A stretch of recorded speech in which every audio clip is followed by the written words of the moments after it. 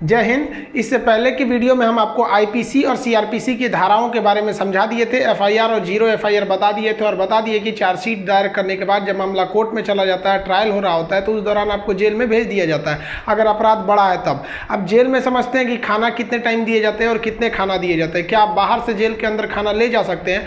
और क्या उम्र कैद 14 साल की होती है और जेल में एक दिन 24 घंटे का न होकर क्या 12 घंटे का होता है? और फांसी की सजा सुनाते दौरान जज कलम क्यों तोड़ देता है? और फांसी से पहले कौन कौन सी ऐसी इच्छाएं हैं जिसे आखिरी ख्वाहिश समझ के पूरी की जा सकती है? देखिए, जो जेल होता है वो राज्य सरकार के अधीन काम करता है और जेल की जो पुलिस होती है वो नॉर्मल पुलिस से अलग होती है। ये इसका प्रशासन पूरी तरह इस जेल प्रशासन के अंदर होता है। इसमें बहुत कम पुलिस वाले होते हैं, जो ज़्यादा मिलेंगे आपको बाहर ही। अंदर पुलिस वाले बहुत कम मिलते हैं। अंदर का जितना काम होता है वो कैदी ही करते हैं। कैदी जब शुरू में जाते हैं तो उन्हें नंबर नहीं दिया जाता है। हाँ, जब उनकी सजा मुकर्रर कर दी जाती है, ज़्यादा दिन की सजा है, तब उन्हें नंबरदार बना दिया जाता है। ऐसे आप जाइएगा 10 दिन 14 दिन के लिए तो नंबर नहीं बनाएगा, ऐसे ही छोड़ देगा। यही कपड़ा पे छोड़ देता है, कपड़ा भी नहीं देगा आपको अलग से। लेकिन हाँ, अगर ट्रायल लंबा चलने वाला आपका तब आपको नंबर देगा और आपको बैरक बताएगा किस बैरक में। उसमें कई बैरक होते हैं, यानी सेक्शन होते हैं। मतलब खतरनाक वाले को किस साइड में रखना है, जो नॉर्मल आया है पता है, जेलर को पता है कि भाई सब ये आया अभी 7 दिन में चल जाएगा, तो उसको दूसरे बैरक में रखता है। जेल में नाश्ता खाना सब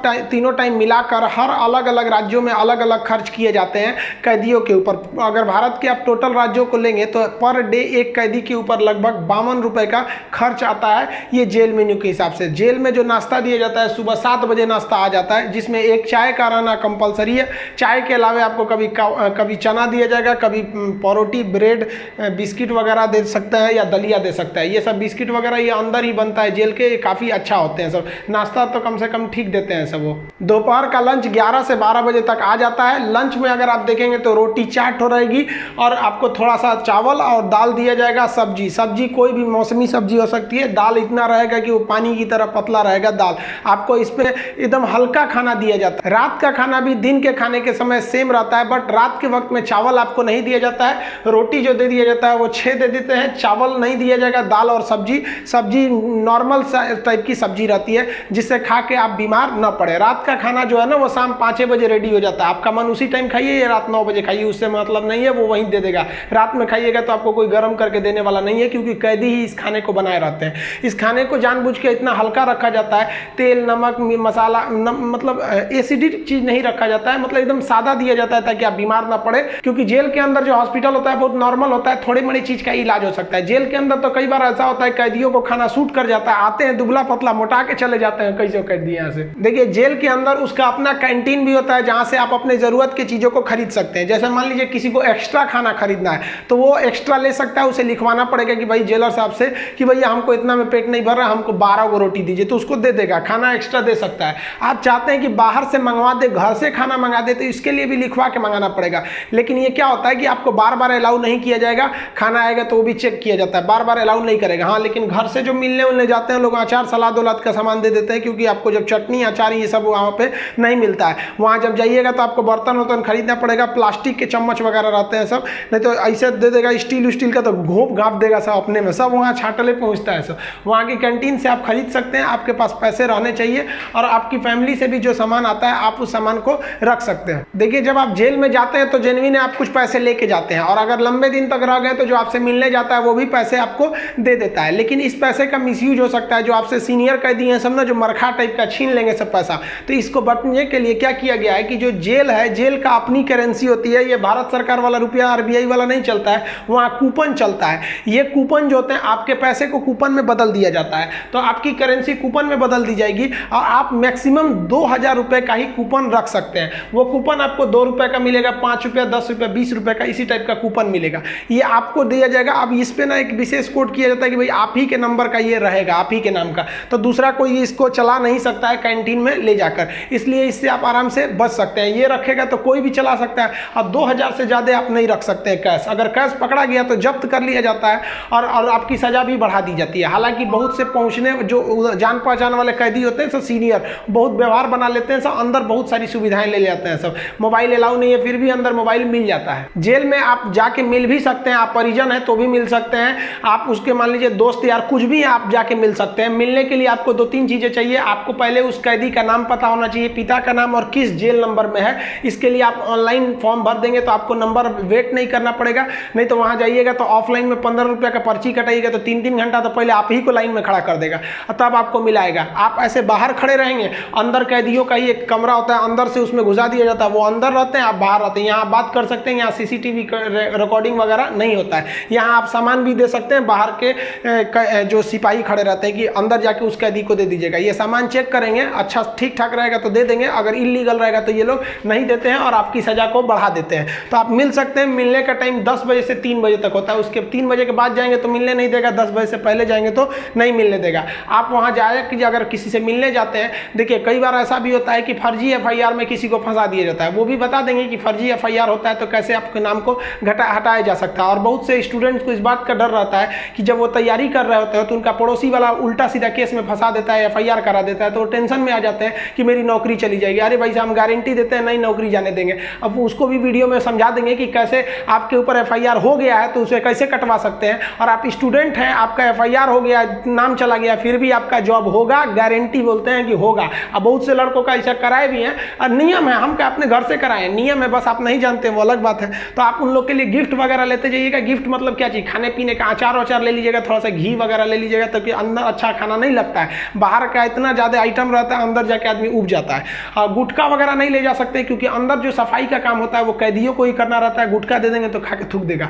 पहुँच वाले सब गुटखा खाते हैं, सब सिगरेट अलाउ है, ये सब चीज़ें अलाउ है, बस गंदगी वाला चीज़ नहीं। हम तो कहते हैं भाई जब हर चीज़ अंदर अलाउ है, बस आपका पहुँच होना चाहिए। अगर आपके पास पैसा और पहुँच है ना, तो जेल और बाहर में कोई खास फर्क नहीं समझ में आएगा। ऐसे नॉर्मल वालों के लिए सारे नियम कानून है। अब मिलने का मतलब ये नहीं कि डेली मिलने जा रहे हैं, हफ्ते में आपको 3 बार ही मिलने दिया जाएगा, और बड़ा अपराधी है तो 2 बार, कई को तो हफ्ता में 1 बार अलाउ करता है। अब कुछ ऐसे भी अपराधी रहते हैं बहुत खतरनाक, उनको अलाउ नहीं करता है मिलने। तो ऑन एन एवरेज आप हफ्ते में 3 बार किसी से जाके मिल सकते हैं। 15 से 20 रुपए की आपको रसीद लगेगी मिलने के लिए। जेल के अंदर स्टडी रूम होता है, वहां जाके आप आराम से पढ़ाई कर सकते हैं। लाइब्रेरी तो इतना अच्छा होता है कि उतना अच्छा इसे आपको नॉर्मल लाइब्रेरी नहीं मिलेगी। आप वहां से अंदर जाके पढ़ाई भी कर सकते हैं। इग्नू से आपको सर्टिफिकेट दे दिया जाएगा, आपका एग्जाम वगैरह भी होगा, आप वहां से पढ़ाई कर सकते हैं। सो जो आप बाहर में पढ़ाई नहीं किया मार काट करके अंदर जाएगा, लेकिन हाँ हम उसमें पढ़ते हुए भी देखे हैं। जेल के अंदर हर एक कैदी को खुद ही काम करना होता है, क्योंकि अंदर सिपाही कम रहते हैं। मार धार करिएगा, खूब पिटा जाइएगा ना तो आके छोड़ा देंगे सब। अंदर शांति से रहना चाहिए। अंदर भी, जेल के अंदर भी ना ग्रुप होता है, वो उसके ग्रुप का है, वो उसके ग्रुप का है।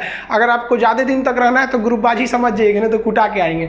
उसमें क्या होता है, माली का काम होता है। जो जेल का कैंपस बहुत बड़ा होता है, जेल छोटा छोटा नहीं होता। अंदर जाएंगे तो एक दूसरे दुनिया है, वहाँ अंदर सब्जी वगैरह बोई गई रहती है, यही सब्जी आपको बनाने के लिए आ जाती है। कुछ अलग से भी सब्जियाँ वगैरह आती हैं, तो इसमें भी काम कर सकते हैं। कुक वाला, खाना बनाने वाले में भी काम कर सकते हैं। सबसे टफ यही काम होता है, सबके लिए खाना बनाओ, वो भी टाइम से बनाओ। यहाँ पर इसके अंदर कुछ फैक्ट्रियाँ भी होती हैं जहाँ पे आपको सोफ़ा बनाने के लिए आता है, कपड़े सिलने के लिए भी दे दिए जाते हैं सब। और जो होली में जो गुलाल लगाते हैं अबीर, वो भी इसके अंदर पीस के बनाना रहता है। कई सारे काम होते हैं, लेकिन ये जो काम वाला डिपार्टमेंट है ना, फैक्ट्री वाला डिपार्टमेंट, ये उसी को दिया जाएगा जिसको कोर्ट ने सजा सुना दिया है। लेकिन अगर कोर्ट ने आपको सजा नहीं सुनाया, अभी आप पर मुकदमा ही चल रहा है, तो इस पर नहीं देंगे सब, आपको ये सब हल्का हल्का काम कराएंगे सब। इस काम के बदले आपको पर डे का 20 रुपया मिलता है, यानी महीने का आपको टोटल 600 रुपया मिलने वाले हैं। आपको काम करना पड़ेगा। अगर आप काम नहीं करिएगा तो बदले में आपको एक बार पैसा देना पड़ेगा। ये पैसा पर मंथ नहीं लगता है, एक बार जाइएगा तो जेलर पूछेगा काम कीजिएगा कि पैसा दीजिएगा, तो जो पैसा देते हैं उसे हाता कहा जाता है। अब ये जो हाता का अमाउंट होता है, ये डिपेंड करता है, अलग अलग जेल पे थोड़ा सा डिफरेंट होता है, लेकिन एक ही बार इस हाता को देना रहता है। लेकिन अगर आप काम करेंगे तो अच्छा रहता है। कोशिश करिएगा आप लोग, अगर बाय द वे गलती से चले, देखिए ऐसा नहीं है कि आप मर्डर करके जाइएगा, आपको कभी गलती से भी फंसाया जा सकता है। हम लोग को बड़का कहीं बम फोड़े थे लोग, हम लोग का भी क्या था भाई, स्टूडेंट्स की मांग कर रहे थे लोग, उठा कर डाल दिया उसमें, तो काम का आप कर सकते हैं उसमें। तो ये सब काम थोड़ा सा इजी रहता है। काम का मतलब फायदा क्या होता है कि आपको खाना अनलिमिटेड मिलेगा, आप जितना खाना चाहें खा सकते हैं, और खाने की थोड़ी सी कैटेगरी थोड़ी आपकी अच्छी कर दी जाती है। अगर आप काम नहीं कीजिएगा तो आपको खाना गिन के मिलेगा, 4 रोटी 6 रोटी, इससे ज़्यादा नहीं मिलेगा, चाहिए तो लिखवाइए वगैरह। तो काम करने वालों को कुछ अच्छा फैसिलिटी दी जाती है। देखिए कई लोग को लगता है कि जेल में ना जो एक दिन होता है वो 12 घंटे का होता है, ऐसा नहीं है। पहले अंग्रेजों के समय होता होगा ये, लेकिन अभी के समय में जो जेल का कानून है वो एक, जैसे आपके लिए 24 घंटे का एक दिन होता है, वैसे जेल में भी होता है। अब कुछ लोग कहते हैं किसी को 10 साल की सजा हुई तो 5 साल में आ जाएगा, ऐसा फिल्मों में भी होता था पहले का ही तब। लेकिन अभी के समय में अगर आपको 10 साल की सजा हुई तो 10 साल बाद निकलेंगे, यानी आपके लिए भी दिन जो है वो 24 घंटे का ही है। और दूसरा, कुछ लोग को लगता है कि उम्र कैद में आदमी 14 साल में छूट जाता है। देखिए उम्र कैद का मतलब होता है कि आपको जिंदगी भर जेल रहना है, आजीवन कारावास रहना है। ये 14 साल की बात क्या है कि जज ने अगर आपको सुना दिया कि आपको उम्र कैद की सजा है, तो संविधान में लिखा गया है कि अनुच्छेद 72 के तहत तथा अनुच्छेद 161 के तहत, अनुच्छेद 72 के तहत राष्ट्रपति और 161 के तहत राज्यपाल आपकी सजा को माफ कर सकते हैं। तो ये जो 14 साल का थ्रेशोल्ड बनाया गया है कि राज्यपाल और राष्ट्रपति जो है ये उम्र कैद को 14 साल से पहले नहीं माफ कर सकते हैं। तो बहुत से ऐसे लोग होते हैं जो 14 साल जेल बिता देते हैं ना, तो ऐसा कहा जाता है कि 14 साल तक किसी को समाज से अलग कर दीजिएगा तो नॉर्मल व्यक्ति जो छोटा मोटा गुंडा है उसका बाकी सबसे संपर्क टूट जाता है, तो उसे माफ कर दिया जाता है। तो जनरली 14 साल में छूट जाते हैं। वो छूटते नहीं है बल्कि राष्ट्रपति या राज्यपाल माफ कर देते हैं कि चलो यार गलती, बहुत बार तो अपराध आवेश में आके हो जाता है, लेकिन ऐसा नहीं है कि सबको छोड़ देता है। कुछ कुछ एकदम सातिर अपराधी होते हैं, उन्हें नहीं छोड़ा जाता है। तो ये 14 साल मिनिमम है कि आपको इतना रहना ही है, इसके बाद राष्ट्रपति या राज्यपाल माफ करेंगे तब समझिएगा।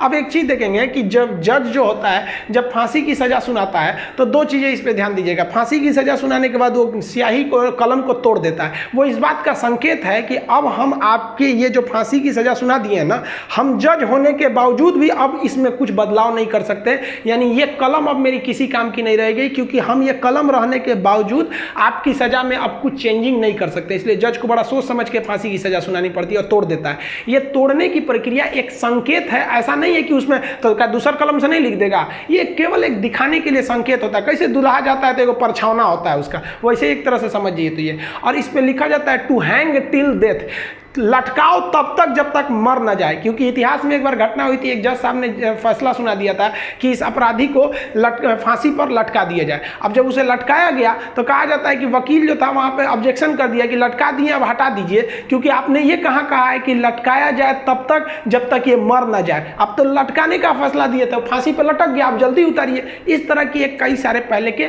मिथ हैं। अब इसके 100% सत्यता की हम गारंटी नहीं लेते हैं, क्योंकि ऐसी कहानियां बहुत हैं। तो वो लिख देता है कि हैंग टिल डेथ, तब तक लटकाइए जब तक ससुरा मर नहीं जाता है। तो फांसी की जब सजा दी जाती है तो जल्लाद जब सजा दे देता है तो वहां एक मजिस्ट्रेट रहते हैं, एक डॉक्टर रहता है और जेल सुप्रिटेंडेंट रहता है। फांसी पे लटके ही रहिएगा, डॉक्टर चेक करेगा, ससुरा अभी बचल है, छोड़ दो, अभी 10 मिनट और छोड़ दो। तब तक डॉक्टर नहीं कह देता, जब तक कि मर नहीं गए तब तक आपको लटकैले रह जाएगा। फांसी जो है वो अक्सर मॉर्निंग में ही दी जाती है, क्योंकि जेल प्रशासन के ऊपर सबसे बड़ी जिम्मेदारी फांसी की होती है। वो सुबह सुबह इसे निपटा देना चाहता है, और सुबह के समय जनता मीडिया भी उतने ज़्यादा एक्टिव नहीं होती है। खैर ये सेकेंडरी वजह होता है।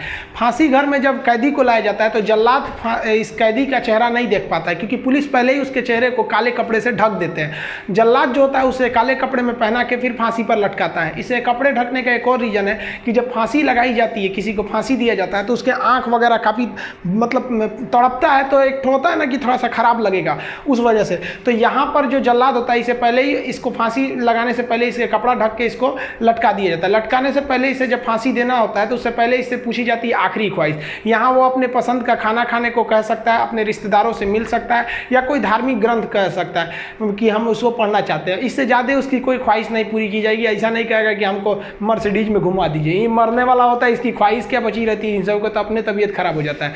जब इसके कपड़े में जल्लाद जब फांसी देने जाता है तो इसके कान में कहता है कि मुझे तुम माफ़ करना, मतलब ये हमारी ये तो मजबूरी थी, भगवान के लिए मुझे माफ़ कर दो, या अल्लाह के लिए मुझे माफ़ कर दो, तुम्हें अपने भगवान का वास्ता, जिस धर्म का ये अपराधी है। क्योंकि भाई इसमें कैद ये जो जल्लाद का, इसका क्या दिक्कत है, इसको तो जज ने जो आदेश दिया वो इसको पालन करना है। फांसी के बाद इसके जो बॉडी होती है वो पोस्टमार्टम के लिए भेज दिया जाता है, फिर घर वालों को दे दिया जाता है। आप जिस धर्म के हैं उस धर्म के हिसाब से इनका अंतिम संस्कार आप कर लीजिए। आई होप आप जेल मेनू समझ गए होंगे। नेक्स्ट वीडियो में बता देंगे कि फर्जी FIR से कैसे बचा जा सकता है। मिलेंगे नेक्स्ट वीडियो में, तब तक के लिए जय हिंद।